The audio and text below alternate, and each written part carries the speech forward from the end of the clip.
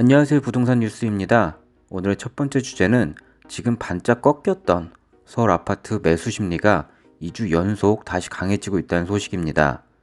정말 주춤해서 꺾일 줄만 알았던 서울의 아파트 매수 심리가 오세훈 시장의 취임 이후 2주 연속 다시 살아났고, 부동산 규제 완화에 대한 기대감이 커지는 가운데 강남, 서초, 송파구 등의 재건축 단지 위주의 매수세가 크게 증가하며 서울 전체 아파트값 상승폭이 확대되었다고 합니다.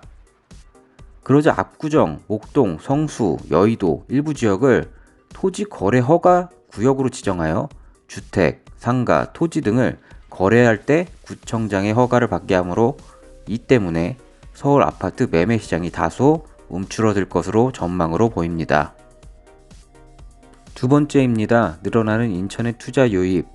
서울 외곽 지역에서는 전세난 탈출을 위한 세입자들의 중저가 주택 매수세가 강해지고 있고, 서울과 수도권 대부분 아파트 매매 거래량이 줄어든 가운데 특히 인천은 크게 증가하였고, 그중 절반 가까이가 외지인들이 사들이는 것으로 조사되었다고 합니다. 이는 서울, 경기 등 집값에 부담을 느낀 외지인들이 상대적으로 저렴한 인천 등 외곽으로 이동한 것으로 보이며, 특히 인천 지역이 최근 교통망 확충 등 개발 호재 기대감과 함께 저평가 인식이 강해지면서 외지인 거래가 총 거래의 35%를 차지한다고 합니다.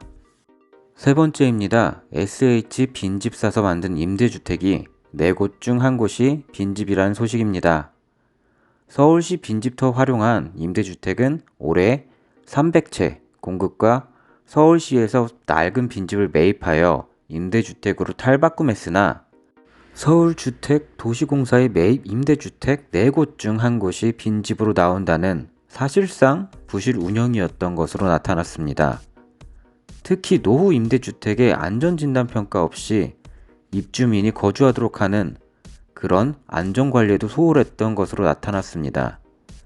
서울시는 5,000채 공급 목표를 달성하기 위해 임대주택 수요나 주변의 빈집 현황 등을 고려하지 않는 오로지 낮은 매입 가격대의 임대주택을 매입하여 이러한 사건이 일어난 것으로 보입니다.